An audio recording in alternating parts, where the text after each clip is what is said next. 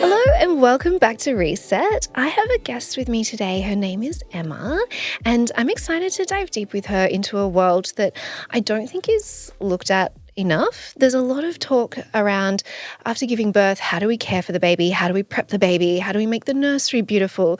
Am I bottle feeding? Am I breastfeeding? What am I doing? But the missing piece to that, and I think, is all around looking at how do we care for the mum? Because I think there's that saying like healthy mum, healthy bub, and it's not just a catchphrase. I think it is so true and based in science. So Emma, welcome to Reset. Thank you. I'm so excited to be here. So excited. Oh, it is so nice to have you in the studio. Thank you for driving down. No worries. It's a beautiful studio. Oh, for anyone meeting you for the first time, can you please tell us a little bit about what you do and why you're so passionate about it? Yeah, sure. So how long have we got? No. My background is I'm a clinical nutritionist, and I own a clinic called Maia Mothers Collective, which is based in Brisbane. And we have, I think, 16 practitioners. So we're a multimodal clinic, and we exist to support the mother. We exist to support the mother as she goes through the fertility journey, the pregnancy journey, and the postpartum journey, and then well and truly into motherhood. So we offer a variety of modalities to do that. And I guess I also am in the coaching space, in the motherhood coaching space as well, because I have a background in psychology. So I do a lot of coaching work with mothers, and over the years I've realised that nutrition is amazing and it's very, very, very fundamental and foundational, but we really need to be supporting the mother in all aspects, and that is, physically, looking at her physiology, her nutritional status, but also her belief systems, and really ensuring that she is being supported through these huge transitional periods of her life. The reason I do this work is because when I had my first baby 4.5 years ago, I went through this process called matrescence, which I'm sure we will talk about. I didn't really know what it was at the time, but I went through this process and thought, oh my goodness, the whole world has changed. The way that I view the world is completely different now. And why are people not talking about this?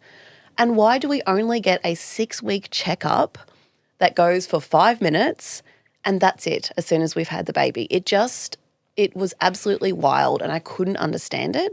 So I opened up a clinic to do exactly that. And that is really the reason why we do what we do, to help and support and really hold the mother through everything she goes through, because it's challenging and there's lots of highs and lots of lows, and we really need to support all of that.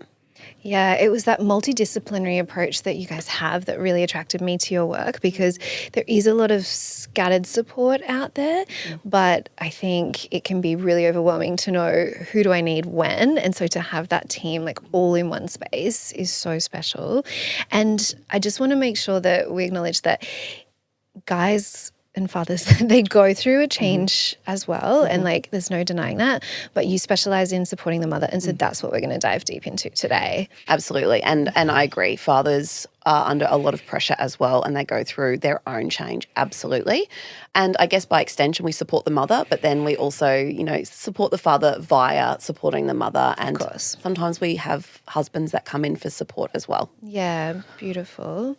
So you did a post on Instagram recently, and I'm just going to quote it so I get it right. But motherhood doesn't just change your body, it rewires your brain, your hormones, and your stress response forever. Mm-hmm. So with that in mind, the concept of bouncing back, which I know gets thrown around a lot with new mums, if we're going by what you're saying, the concept of bouncing back isn't actually possible. We can only ever bounce forward and become a new version of ourselves. So can you talk to us about what actually happens to women after they give birth, like to our minds, to our bodies, to our stress response? Like, what happens? So many things. And I think I love talking and educating about this, because once we understand what actually happens, both from that hormonal, physiological and physical and emotional, the brain, it makes so much more sense, and there's a lot less guilt and shame that mothers feel for changing and not bouncing back and not going, back to who they were. Because you're right, we will never go back to who we were. that can feel really daunting, and there's a big process of understanding what your new identity is, which can take a long time. But I guess let's start with the hormones. There are many hormones that obviously fluctuate throughout pregnancy, and a lot of them build up across pregnancy. The biggest ones are estrogen and progesterone, and then oxytocin as well. Prolactin is another one that kind of peaks at the end there, and that's responsible for milk. But it is really important to understand that we have this huge peak of hormones throughout pregnancy and peaking really at the end. When we give birth and our placenta comes out, we have a big shift in hormones. So a lot of those hormones will, particularly estrogen and progesterone, will drop right down to levels of a menopausal woman. Yeah, so wow. essentially they go from the highest they will ever be in your life to the lowest they will potentially ever be. Within what kind of time frame does that happen? Like days? Yes, Yeah. yes. Like within 24, 48 hours, essentially as soon as that baby is born and the placenta is born, you're then kind of crashing after that, essentially from a hormonal perspective. That's what brings on the baby blues, day 3 to day 5. I really think it's really individualized, and some women do experience it a little bit earlier, and it also depends on when milk comes in as well. But yeah, there is a big crash, and that is, giving birth in however you give birth is a huge event, but it's a physiological crash, and that's where women can feel really emotional, really sad, but also just really joyful, and just a lot of tears and a lot of emotion. And I think it's really important to name that that's what happens, because if you don't understand it, when it hits, which it inevitably will, you think, what is happening to me? What's wrong with me? I remember crying, not because I was sad, but because I loved my new daughter so much, and I was looking at her and just was bawling, crying, and my husband runs in thinking I'd dropped the baby on the head. Yeah. And he's like, what's wrong? And I was like, I just love her so much. He's like, oh, is that all? Like, why are you crying so much? And I was like, had to explain to him. So did you know before going into this just how much your hormones would fluctuate? Yeah, I was working in this space a little bit, not as much as I am now, but I definitely knew the physiology behind it. But then the experience of myself, it was next level. And I think I always knew that I would work with mums, but I wanted to become a mum myself before actually diving deep into this work. Yeah. So that happens. And then after that, from a hormonal perspective, our prolactin and oxytocin are the two big hormones that run the show. So prolactin is the hormone, as I said, that prolactation, it helps us to produce milk, and there's a little bit of that through pregnancy, but that really starts to peak once our milk comes in and we start to produce a lot more breast milk. And that when that's high, as we are producing breast milk, our estrogen and progesterone stay quite low. And that's what, for a lot of women, not everyone, but keeps our periods and our menstrual cycles at bay until we stop breastfeeding or really reduce feeds. Absolutely not for everyone. Some women get their period back postpartum very quickly. And then oxytocin is the other big hormone. Obviously, that's around all the time, especially in pregnancy, but it's that love hormone, it's that feel-good hormone, and that really increases postpartum as well. So we've got this hormonal fluctuation. Our brains literally get rewired. There's been studies done on women who have never had a baby and those who have, and even just being pregnant actually will start to change the brain. And they've gone under functional fMRI scans, and they've revealed that the brain actually looks so different. And we can tell just from those scans who has been pregnant and who has had a baby and who hasn't. Wow. And that is because, there's absolutely some changes that happen. We are rewired to be more hypervigilant to our baby, to be more emotionally attuned to our baby, but it does mean that it can take a little while to feel like ourselves again from a brain and emotional and brain capacity point of view. Hence the term mum brain, I think, comes in a lot. Our brain does undergo this rewiring, and it takes some time to get used to that. And it's because from that biological perspective, we really need to be nurturing and honouring our cues with understanding our baby and bonding with our baby, and that's how nature has set our brains up. But I think we pathologise that sometimes and think, well, what's wrong with me? And actually it's just a process that we can support rather than fix, if that makes sense. So that's just a couple of the changes that happen. Yeah, and you're right, that knowledge is power in some ways, but it's not until you have that lived experience that you fully appreciate just how wild it can be. And so combining your knowledge and your studies as well as your lived experience as a mum, what surprised you most about becoming a mum? I think when I first think of this question, the biggest thing that comes to mind is society and how little it feels like they truly understand what a mother goes through.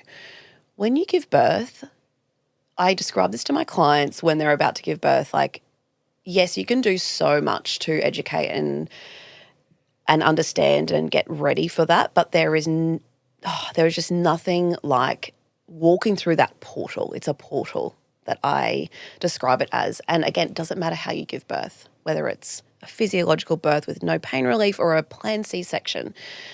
Once you give birth to that baby, it is just unlike anything else I've experienced. And I'm walking down the street after giving birth and looking at other mums going, you've been through this. You've been through this. Oh my gosh, why do we not talk about this more, and just how much your world changes? And obviously everyone's different, and some mothers won't feel as big of a shift and others will feel a gigantic shift, and I understand that. But that was probably the biggest thing when I first became a mum. And then the ones who were struggling and really struggling with breastfeeding or their mental health or not feeling like themselves or body image issues or relationship issues, all of the things, or attachment, bonding, not feeling like they think they should feel. Where was the support for them? And that just really shook me. And I didn't have a particularly bad postpartum. I went through lots of challenges, but I was mostly overcome with joy and oxytocin. But I was part of mothers groups where there were health professionals in that group, as in they were new mums. I remember vividly a medical doctor being one of those people, and she broke down and was like, I just, this is just so overwhelming for me. And I thought, oh my gosh, even it doesn't discriminate. You can go through so much and it can send you to your knees. And why do we not have the support to support these mothers, support mothers in general, and to hold them? And it's not fixing, it's holding them through this process and go, you know what, everything that's happening is as it should, and we are here to support you in any way that you need through this process. And so that's probably the biggest thing that shocked me, the profound changes that I was witnessing within myself in how I viewed the world, and then the conversations I was having with other mothers going through the same thing and going, what is going on here with our society? Why aren't we supported more? So that's probably the biggest thing that changed me. Yeah, it's interesting. I guess society puts, whether they're loud or subtle, pressures on us at all different phases of being a female. But I feel like during motherhood, it's that saying you're expected to parent as if you don't work, and then work as if you're not a parent. And that is not actually possible in either side. And so it gets really messy in between. So it sounds like these changes are sort of inevitable and they're going to be challenging no matter how beautiful and smooth your process is in comparison. But when is the challenge too much? Are there some red flags we should look out for that, okay, yes, this is a new season for me, it's going to be hard, but hang on, these are alarm bells that I either will spot in myself, spot in a friend, spot in a partner. What should we be looking for that's kind of needs to be escalated? Yeah, absolutely. I think there's a few different layers that you could look at here, from a psychological point of view, but also from a physiology point of view.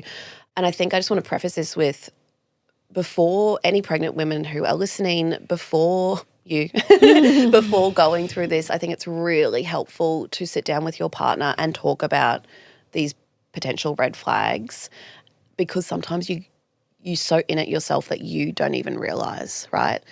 You are so overwhelmed or so sleep deprived that you don't even pick up these red flags yourself. And so having a partner or a family member or a friend that you can rely on to ask you and check in that you're okay, or just, monitor whether these red flags are presenting, I think is really, really important. From a psychological point of view, so the baby blues often will happen, and obviously there's that a lot of emotion, but it shouldn't last for longer than 2 weeks. And so that's, as I mentioned before, it's a very physiological, like hormonally derived mood change. Anything more than 2 weeks and where it's really consistent, day in, day out, probably needs to be looked at, support from a mental health point of view or professional, and just feeling not yourself. So feeling, from a mood point of view, feeling down, feeling hopeless, helpless, not being able to see the joy, having, emotion. And I think for a long time we will have a lot more emotion than we're probably used to, and that's really normal, but where it really impacts that quality of life day to day. So that is a big one. I also see a lot of anxiety and a lot of hypervigilance in that early postpartum season.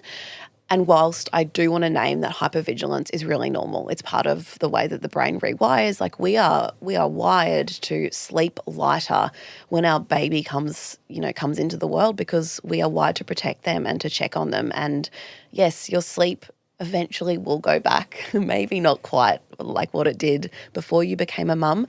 But if you are, months down the track and you feel like your sleep you are not getting enough deep sleep and you're feeling really, really unrefreshed, and you're really struggling with that sleep deprivation due to whatever reason. It could be due to a very wakeful baby, or it could be due to the fact that you just can't seem to switch off.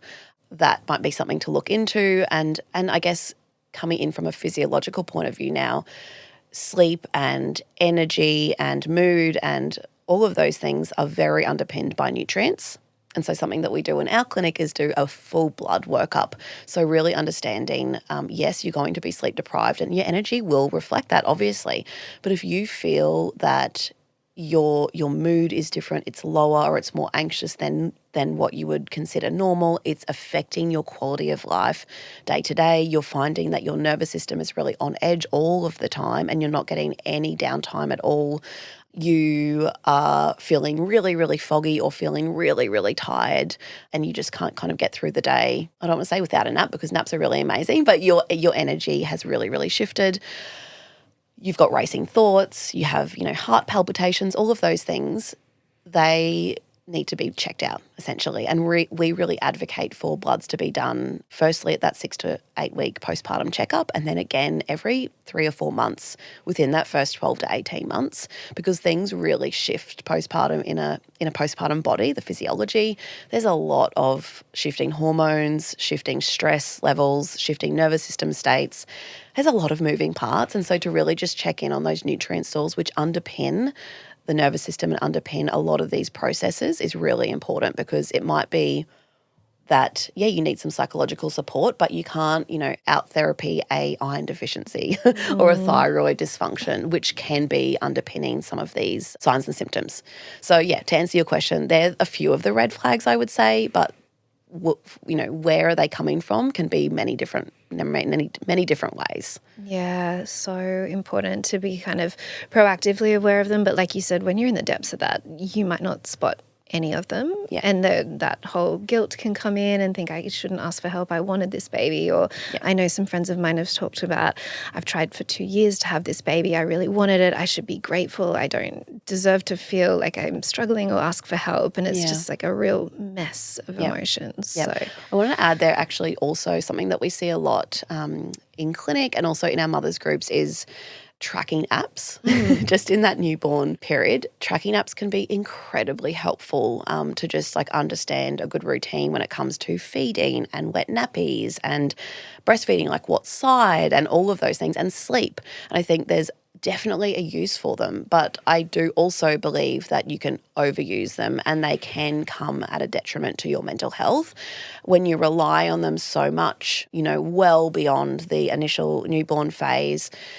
It can take away from your own intuition as a mum. And I think intuition is thrown around as this word where we should just know straight away what our baby wants or needs. And it's not that simple. And I really want to say that. But the tracking can really kind of outsource the intuitive, bond and connection that you have with your baby, and you probably have heard it a lot, you know your baby best because you are with them 24/7. And after those initial weeks or even months, you understand your baby's feeding cues and, their sleeping cues, and, you get into a bit of a rhythm. And of course, things change all the time. Sleep and feeding does change.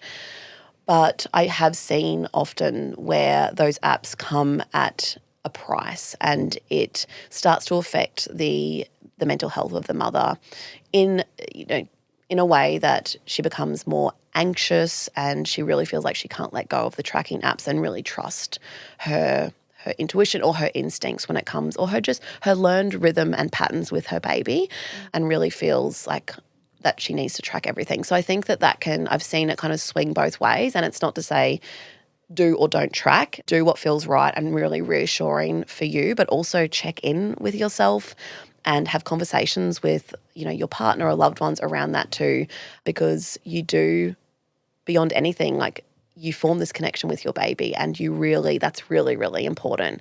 And to really understand that and go with that. I see a lot of the time when women stop tracking after a period of time, they feel free.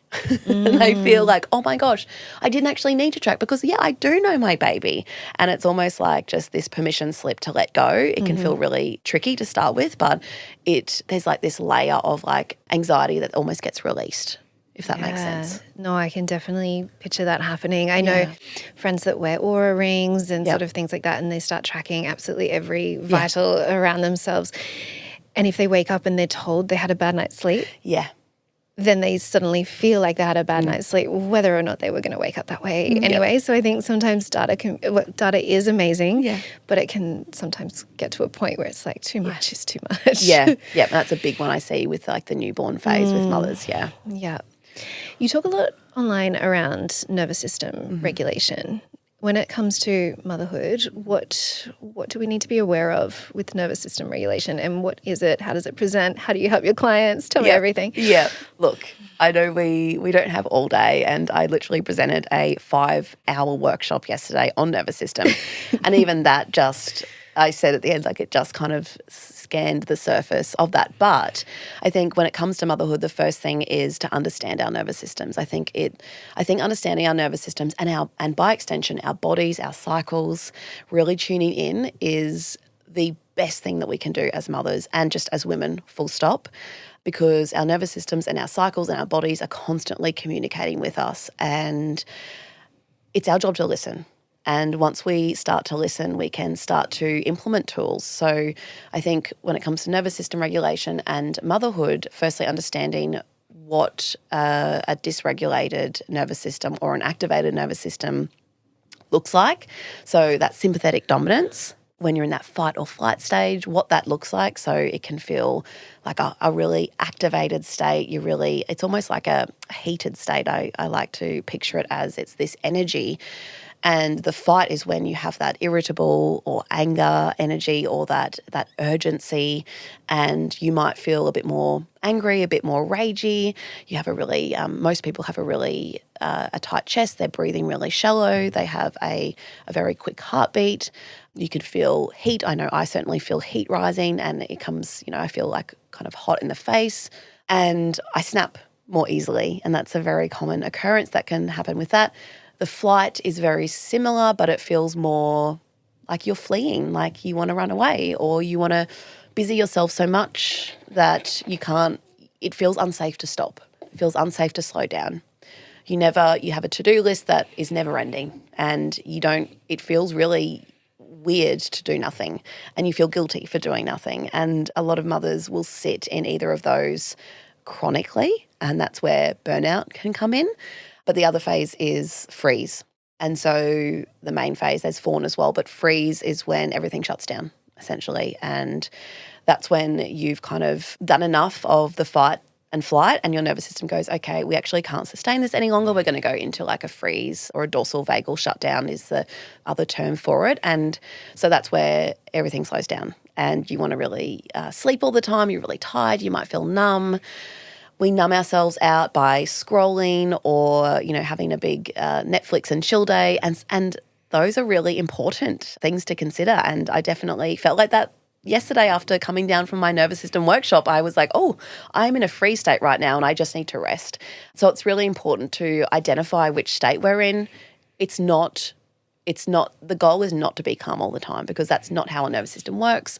We are going up and down these states all day long. And so it's really normal to be activated and then to go down, like up and down this ladder. It's called the polyvagal ladder that I teach. But we can, once we understand our nervous systems and understand what triggers us into those states, we can use tools to bring us back into a more regulated state more often. So it's almost about widening that window of tolerance, but not staying in that sympathetic activation all day long, because that is a recipe for burnout. And I'm sure, and I know you've had a lot of experience with burnout, as have I.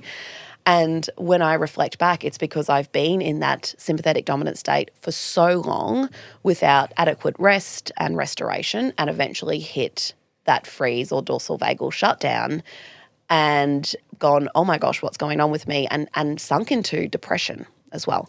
So I think for mothers, understanding that is the key. So awareness is everything. Understanding, I teach mothers to map their nervous systems and to understand across even a few days or a week, where are they? Where are they sitting? What is their dominant state? Because often we will have a pretty dominant state, and then understanding what tools can I use to bring myself back. With a sympathetic state, I like to not just go straight to breath. Breath is amazing and it's a great tool, but sometimes we need to get the energy out. In a fight or a flight state, we need to let that energy out. We need to move, we need to shake, we need to dance, we need to stomp, we need to punch a pillow, we need to throw socks at the wall, we need to scream sometimes, vocalizing, doing all those things. And we can do all that with our children present. And I teach these skills. They are not, you need to go away for 10 days and reset your nervous system. They are skills that we can do, tools that we can do in the car after a daycare drop-off. We can do it in the kitchen as we're cooking dinner. We can do it, as we're bathing our children. When we're feeling really overwhelmed, we don't have to get away and escape our children necessarily. And the beautiful thing about understanding how we use these tools and to shift this energy and shake the energy out, we have dance parties at home, is that our children we are modeling to our children how to remove this energy. I mean, children are very intuitive and they do it all the time anyway. They're actually the OG intuitive, eaters and intuitive nervous system regulators anyway. But it's beautiful to see this unfold in front of my children and seeing them shake it out and to punch some pillows when they feel frustrated or whatnot. So that's a really beautiful thing to do first, and then ground back in. So breath is the gateway for the nervous system. So slowing down the breath, really understanding that if we can, really lengthen those exhales, there is so many different types of breath that you can do, but to keep it really simple, to get into that parasympathetic or rest and digest regulated state, we just want to really exhale, lengthen those exhales. And that's as simple as it needs to be, to find that space to, I guess, bring in some mindfulness there as you're doing that, to reorient yourself to the room, just those simple things of 5 things I can see, 4 things I can smell, that kind of thing. Feel yourself, ground back in. And you can do that with your children. They teach them in daycare this as well, about sniffing the flower and blowing out the candle. And they teach that at daycare, which is amazing. And we do that at home, and I teach my girls who are 4 and 1.5 how to do that. And sometimes my 4-year-old tells me, "Mummy, you need to breathe." And I'm like, touche, I know I do. So I think it's not rocket science. It's not, I think we want a pill to fix our nervous system sometimes, or what is the one hack that we can do? And actually it's about layering in these really small, tiny micro moments of regulation across the day, coming back to ourselves again and again and again, back into our bodies, back into our breath, back into feeling, which a lot of us dissociate and stop feeling for very good reason. It's a survival mechanism, but really understanding. So that's, I guess, the simplest way that I can put it, but that's what I teach mums in all my coaching work and all the workshops that I do and all of that, in how to get back into relationship with our bodies and our nervous systems. Yeah, there is so much that you've just covered there, and I want to come back to the menstrual cycle. I want to come back to burnout. But before we move forward from this, I think it's so refreshing to just hear how accessible these tools can be and that they can be done with the kids around in the car with a pillow. Like it doesn't have to be, okay, I need to go on a 10-day retreat, like you said, or I need to go and see my therapist to work through this in person. And that modeling is so powerful too. And it sounds like your daughters are already throwing it back at you and you're like, I know I need to breathe, but like, how cool is that? Oh, so cool. So I'm so proud. Yeah. And I think it just shows the power of our children, like their little nervous systems absorb everything, right? And that can feel really pressury, right? It can feel like, oh, it's another thing that we need to think of as mothers. And I get that. But it also can feel really empowering when you can understand that the more that you understand this yourself, the more that your nervous system can change, and they feel, right? They feel with their nervous systems. The first 7 years, we are layering their little nervous systems. They are learning what feels safe and what doesn't. And they are learning via co-regulation with us. And so we can say one thing, but our nervous system can say the opposite. So it doesn't matter about what the words are really that are coming out of our mouths. I mean, it does, but it's more about how we say it and what the energy our nervous system and our bodies is executing essentially. So when you understand that and you start to work on yourself as a mother, the ripple effect is profound. And not only to our children, but even to our partners and to our friends and whatnot. So it's amazing, amazing work. And it's simple, it's layered, it's nuanced, but it's powerful. Yeah. I know a lot of high achievers listen to this podcast and we're all guilty of thinking that, we want the A+, we want perfection, we want calm nervous system at all times, and just remembering that none of those things are actually truly possible, and to just lift that weight off your shoulders because we can't be chasing that as the goal. And that sort of regulation of self and modeling in front of our kids and things like that, that's the true gift, because I'm sure there's also harm we can do for our kids if we do let them believe for whatever reason that we are perfect. That's going to set them up for failure too, because then they need to meet these unrealistic expectations. And absolutely. Yeah. I couldn't agree more. And I think to show our humanness to our children and our babies is really important. And that means sometimes losing our cool. Yeah. It means sometimes, it means expressing emotion and seeing frustration, seeing anger, and seeing it expressed in a healthy way. Because, as you say, if we don't ever express emotion and seeing sadness, seeing tears, seeing these emotions are neutral. We just, have put on, we've made some good and some bad. And I think that if we just kind of reframe that and think every single emotion, sadness, grief, anger, sit identically next to joy and happiness and excitement, and they're not good and they're not bad. And that's what I really try and teach my children. And when my children do see me cry or they see me upset, I talk to them about what's going on, and I name it to tame it. Another tool, so simple, but mummy is feeling frustrated. And I don't say it like that. It's usually, mummy is feeling frustrated. And, I really need to release this frustration. Like, let's go hit some pillows, or let's go, throw socks at a wall or whatever. And also even when I snap at them, because that will happen. And that's it. We don't want to, again, it's something I talk about all the time with the perfect mother myth, which has been coined by Dr. Sophie Brock. We don't want to be perfect because it leads our children to think that that's how they should be. And so when we snap, which we inevitably will, we rupture and we repair. And actually our children need to see repair. They need to see that process happen. It's only damaging if we rupture without repair. And so to build that beautiful, secure attachment that we're all chasing, the research literally shows us that we need to be attuned, not 100% of the time. And so it kind of gives us that little bit of exhale, a little bit of I don't need to do this perfectly. I just need to be attuned to my children, not even 100% of the time. And it's okay for them to sometimes cry a little bit or, have these emotions. And when you have multiple children, you can't meet their needs 100% of the time immediately either. So, learning this and learning about rupture and repair and learning that, you make mistakes and them watching you is so, so important. And I just always come back to my 4-year-old who is my forever teacher.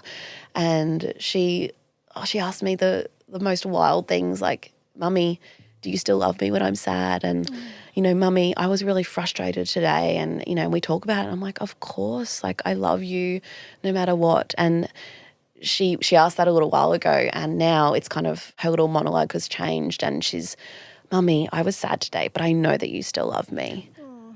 And like, I am brought to tears. Like this is when we're lying in bed at night and I'm getting her to sleep. And I was frustrated, but I know that I know that you still love me. And my mum takes her one day a week, and the other day she was like having a tantrum or something was happening, and after she kind of came out of that, which by the way was her nervous system regulating, once she came out of that and she came back to grounding, and she said to my mum, my mummy still loves me when I'm sad or when I'm angry. And my mum said that to me, and she said, oh my gosh, like Elkie said this to me. And I was just like, this is the work. This is like, I feel so emotional just talking about it. Like, this is the work, right? Like, it's so beautiful. And I mean, we're doing it for us as mothers, but we're doing it for our children as well. And it's just so important. Yeah, I can feel that. Yeah. I can feel that. You talked about burnout before. Yeah. I feel like a lot of the Reset listeners have experienced burnout at some point in their careers. Does that mean they're more likely to experience it in motherhood as well? Yes. Short answer, yes, absolutely. Because those traits, I think, like, there's certain personality types, as you would know, that are more prone to burnout, and a lot of those, perfectionistic, type A personalities.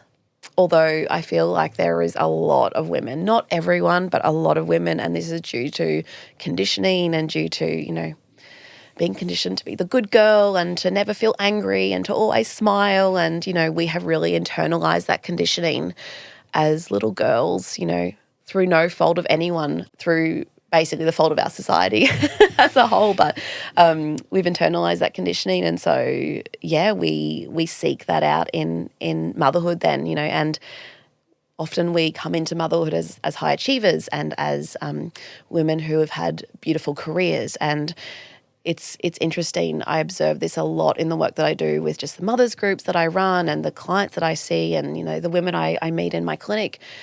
And we've had wildly successful careers before becoming a mother. The age of motherhood has really pushed out. Now I think it's sitting at 31 at the moment in Australia, and that's because we have established our careers first. And so we have climbed that corporate ladder, or we have, established these beautiful businesses ourselves, or we have, almost kind of hit that success before we have children. And to do that, we've worked really hard. So a lot of us are not afraid to work hard. We do what it takes to achieve, right? And then, if we want that pay rise or if we want to increase our revenue or our profit margins, we just work harder. Mm-hmm. And so there's this element of control that we are very used to in our lives prior to children. But the process of becoming pregnant, sometimes that's where the surrender needs to come in. Sometimes it's in pregnancy itself. But the process of like pregnancy and birth, the way that child wants to come in, we can only control so much. And the way that our body changes in pregnancy, I mean, that's, again, wildly fluctuates between individuals. And the way that our motherhood journey unfolds, there is only so much that we can control. Our baby, we cannot control our baby the way that we maybe think that we can, and we can't control their sleep, and we can't control the way they feed, and we can't control their temperament as much as society tells us that we can and should. So that feels really disarming to a lot of mothers, and that's where that lack of control can feel overwhelming. Mm-hmm. And that's where I see a lot of mothers who are more prone to burnout, type A, perfectionistic, who are so used to just being able to control things, they come undone. And so what they think is that it's their failing, that they can't control their baby, or their baby's not sleeping or feeding the way that they should, or whatever. Insert whatever thing that you think a baby should be doing, or even the way that you should be as a mother, right? And so when that inevitably something happens that is not aligned to what our expectation is, we feel the need to, it's our fault. And we internalize that as our individual fault. So we try harder. And we go, it must be me. I'm going to try harder. I'm going to invest in this person, this professional, this app, this device, this method of, getting them to sleep or whatever, insert whatever it is. And again, outsource. I need to outsource. There's a common thread here too. And then it's try harder, and that leads to burnout. That leads to an overactivated nervous system. That leads to that chronic sympathetic dominance. That leads to, and all these then, the physiology behind that in terms of the stresses, the cortisol, the adrenaline, that goes then to physical manifestations, hormonal issues, thyroid issues, IBS, mental health issues. It's this complete domino effect. So to answer your question, yes, there is a absolute, more people are prone to burnout in motherhood if they are prone to burnout beforehand, but there's a lot that we can do to really support those mothers, and that's where the magic is, I think. There is so much that can be done to support. Yeah, so if someone's listening right now and they're like, oh, that feels very much like the depths of what I'm in right now, who should they be reaching out to? I'm sure your clinic can definitely help. Yeah. But are there some resources they should be looking at online? Do you have any recommendations of just where to start? What's the gateway? I think it depends on what specifically is going on. For mental health in general, a resource I love to point to is Panda. So just Googling Panda, Panda.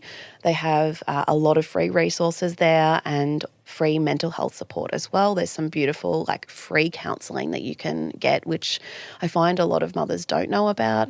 And then there is obviously reaching out to a psychologist. Our clinic has psychologists there as well, but also even just if it's breastfeeding, for example, the ABA, Australian Breastfeeding Association, has so many free resources. They have a free hotline as well, which you can ring up and just get reassurance at any time.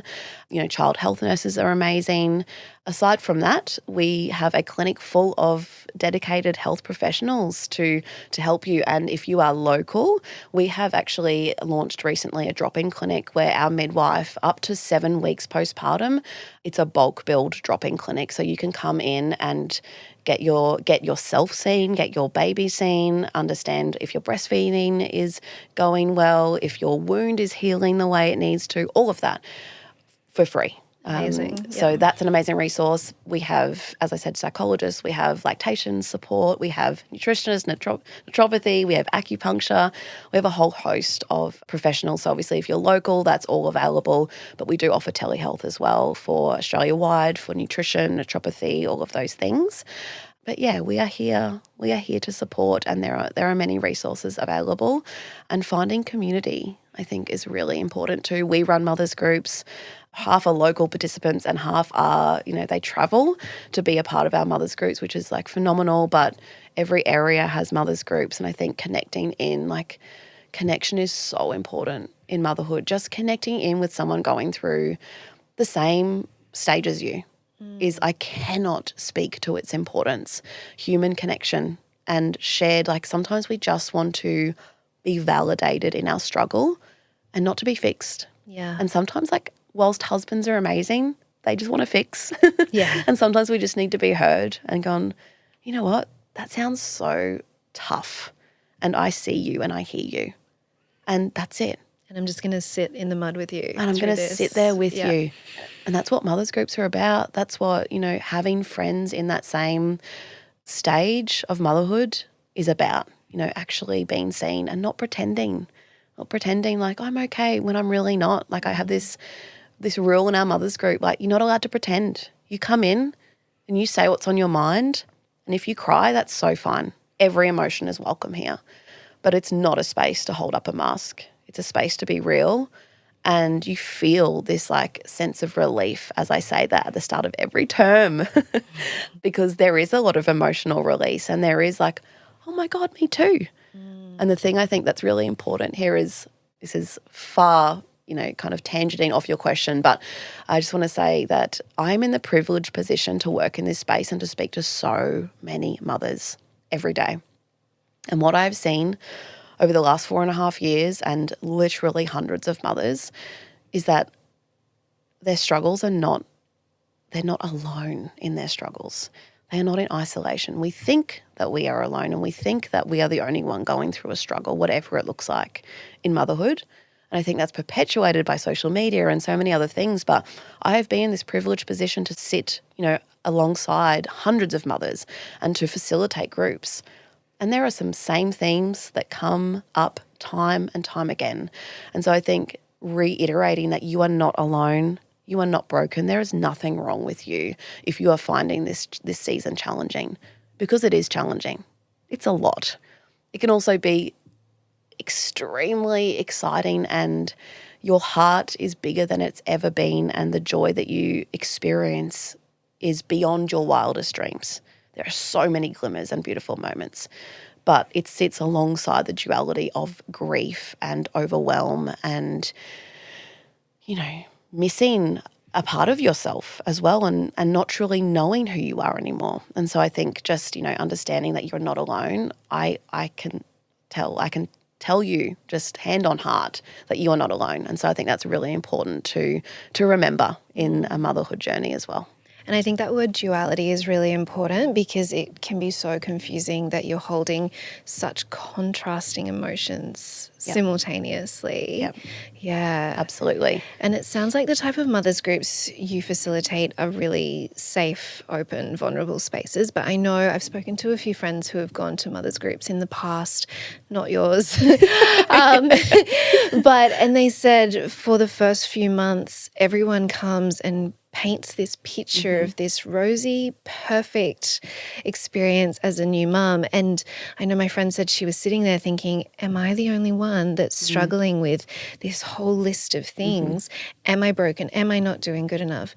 And she said eventually one day she just snapped and had to open up and be vulnerable. And then suddenly, surprise, surprise, the whole group opens up that they've been feeling this way too. And so I think for any new mums listening, it's really hopefully reassuring to know that, okay, you're not alone, like you said, and go and maybe be the brave one to be vulnerable first, because you're then going to pave that path for everyone else around you to feel safe to share. And it doesn't mean you need to go and just say all the negative parts of motherhood. You're allowed to share the good as well, because again, that duality, but just feeling safe to be your whole self in those environments is what brings that true magic. Yeah, absolutely.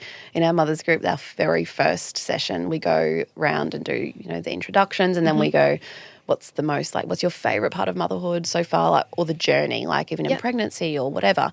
And then everyone says that, and then we go, what is the most challenging part? Yeah. And everyone goes around, and sometimes it's the fertility journey, sometimes it's pregnancy, sometimes it's the birth, sometimes it's the feeding. But everyone has something. Everyone has something that they want to share, and that's where the tears come, because it's so raw and it's so big, and sometimes you haven't even had a chance to sit with an experience like birth that maybe hasn't gone the way that you were anticipated or whatever it is. And as you say, once one person opens up, it gives permission for everyone else. And that's why I always lead with my own journey and my own story, because I believe, and I do this on my own social media and in anything that I present, I have been through so many challenges in my motherhood journey. I've experienced so many ups and downs, and I share in the hopes to, invite that vulnerability from others too. I hold online coaching containers for mothers where, they might not be brand new mothers, but they're within the first kind of 5 years generally of their motherhood journey, and it's still tricky. It's not just the early postpartum. I actually find a lot of mums come to me 12, 18 months, 2 years, 3 years, 4 years post and go, I am lost. I don't know who I am anymore. And so I hold these containers, these coaching containers, and we are vulnerable in those containers, and the tears that come and the stuff that we share in our group Slack daily. But again, it is initiated by my vulnerability, and I always share because I'm like, I get it. I am with you in this. I have a 4-year-old and a 1-year-old. Like, I'm in the trenches with you guys, and I'm experiencing this as well, and I understand. And so it's important to show everything, not just the best bits. And that's so important to show the best bits, but I think also so important to share the vulnerability too. Yeah. And I think it's, again, a nice reminder that you, someone who has all the tools, all the resources, the multidisciplinary team around you, still experiences the roller coaster that comes with being a parent. Absolutely. Yeah. And everyone will, no matter what. And that's the beauty, like knowing these tools, it just puts me on a bit of a different trajectory. And even now, a couple of years after really embodying these tools that I now teach, I see these changes in how maybe my day would have been after an intense daycare drop-off and what my nervous system, would do versus now. I still go into fight or flight after a drop-off, but I have the tools to come back into myself before my day at work begins. And I look at this like, past Emma would have been in that fight or flight all day long and been, really sympathetically activated all day and blah, blah, blah. And then now I know how to drop it back into my body and my breath, and I move my body and I get that energy out and I come back into grounding before I start my day of clients or whatever my day holds. And I think it's night and day. So whilst, it's always going to be chaotic, raising children is chaos. And it's not about removing the chaos. It's about, widening your window of tolerance so that you can come back more often to a state of regulation and come back to your body more often. Never being perfect. It's not about being perfect and never being calm all the time. Mm-hmm. It's helping yourself and helping your nervous system and understanding yourself enough to come back to that state and then lead from that state as well. Yeah. Menstrual cycles. Mm-hmm. We spoke about it a bit earlier that for some women you don't get your period again while you're breastfeeding. For some people it comes back straight away. Mm-hmm. Can you talk to me around, I'm sure there's no normal, but what is more common, I suppose, when it does come to menstrual cycles after having a baby? Yes. So, there's a lot on this, and I think I see many different versions of this show up in my clinic. I think what is really common is that our cycles will come back, again, depending on your own hormones and even your genetics.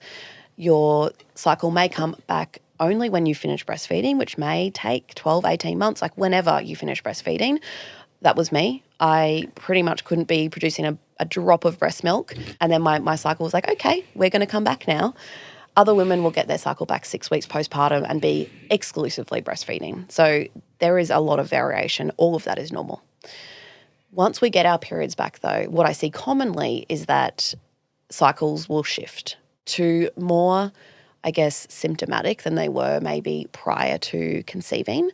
So it might be whether the cycle itself is longer or shorter, whether there is more intense PMS symptoms in that luteal phase, so leading into your bleed. I see that a lot. All of a sudden, your mood is debilitating, whether it's debilitating with depression or low mood or anxiety, insomnia, breast tenderness, headaches, histamine responses. There's so many, bloating, constipation, diarrhea, all the different things, even acne, skin changes. There's so much that can happen in that luteal phase. So anything, mood is probably the biggest one that I see that women are really struggling with, that really starts to be perpetuated commonly postpartum, and then the bleed will start to become a little bit more painful, more clotty, more heavy.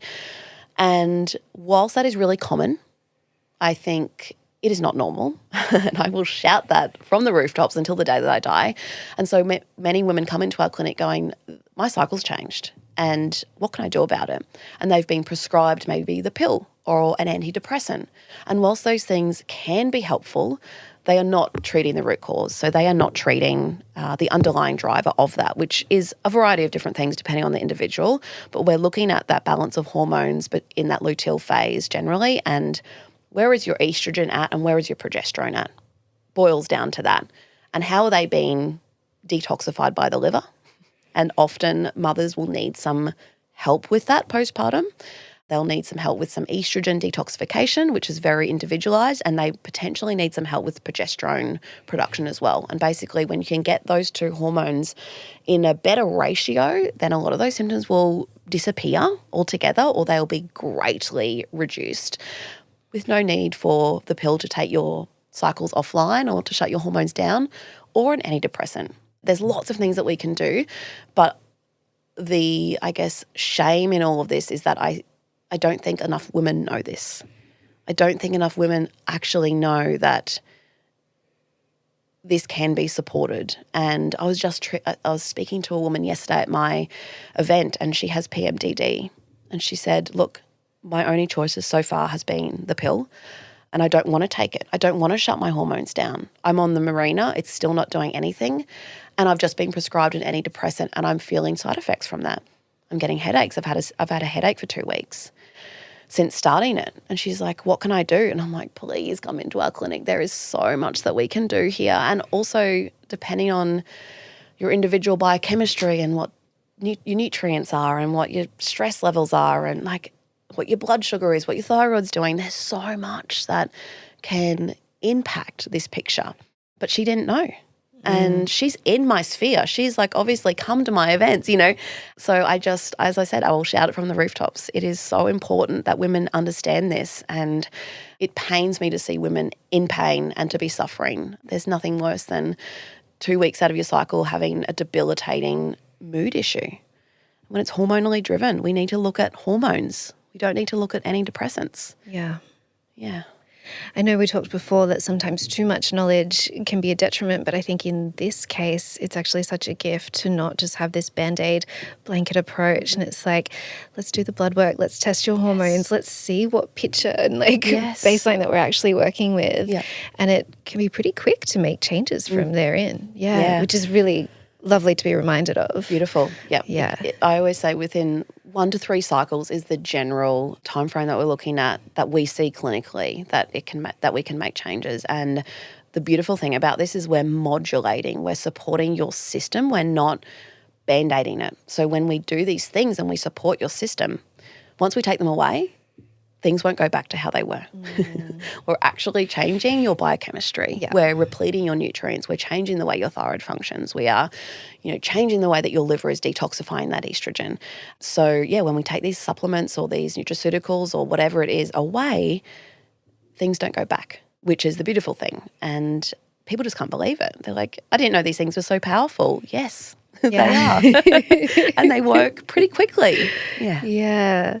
I'm hearing that a lot from everything we've discussed today, that you're not alone. There are solutions. Ask for help. Help exists. Absolutely. Yeah. Again, I want mums to know that. Yeah. Like we take on this pressure as mums, I think, or as women in general, but then when we become mothers and we internalize it as our own fault. Mm-hmm. And so that's to break that shame cycle, to break that guilt shame cycle and that myth, that is part of my life's work. And it is fueled by not only my own lived experience in motherhood, but my experience in the clinical work that I do and the coaching work that I do. Constant conversations with mothers who are living these lives and having these symptoms, and then being treated for them or, being supported through them and coming out and going, oh my gosh, this is life-changing. I've had husbands write to me and go, I needed to tell you, this has changed our life. My wife is a different person after working with you. It's changed the energy of our family. And so this work, I will say it once and I will say it 1,000 times. When you support the mother, you support the world. And it's true. Mothers are the center of the world. Without them, the world will not keep turning. And so it's time, I think our society is slowly shifting. It won't happen completely even in our lifetime, but slowly, we are recognizing the importance of mothers and the importance of supporting them, truly supporting them holistically, not just the way their body functions, but their mind, their emotions, their energy, and even their spirituality, supporting them in all facets. Because when you support the mum, you support the community, support the world. It's a domino effect, and we're raising these little people. It's the most important job in the world.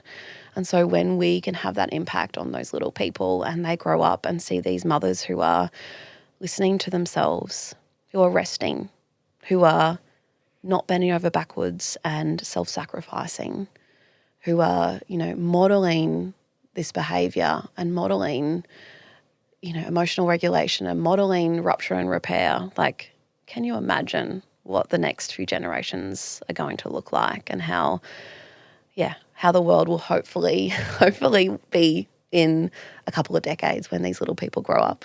Yeah. Well, thank you for doing not just a small but a huge part in creating that change and creating those ripples. And I think everyone that's listened to this podcast today, whether they are a parent or whether they plan to be a parent or know a parent, like it's going to change lives on a really large scale too. Emma, is there anything we haven't discussed today that you want to leave listeners with? You're not alone in whatever you're going through, no matter how bad it is, no matter how overwhelmed you feel, you're not alone, and there's support there. And even in that postpartum journey, when the dust has settled and your support has dried up, which it will, sometimes you need support even more at 6 months postpartum, at 12 months postpartum than you did in the first 6 weeks. And it's there. The support is there. And that is my life's work. And now I support mothers through that. So I guess if you are listening to this and you're in the trenches and you're in those first few years and you have 1 or 2 or 3 or 7 babies and you are not feeling yourself, or, you're thinking, is this it? Is this what my life is now? And you're not feeling the way you think you should, or there is support there. And that is the reason I run my coaching. I do 3 or 6 months coaching containers where I hold mothers through these experiences. We get to communicate together as a group, and that is just powerful within itself. And I do group coaching where we do nervous system embodiment. We learn about our nervous systems. There's one-on-one support and care via my team where we track blood pathology and we understand what your nutrients are doing.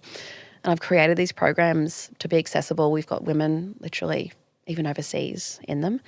And so that is accessible. You don't need to be local to be involved in that. So there's support there, but it's just asking for help and reaching out.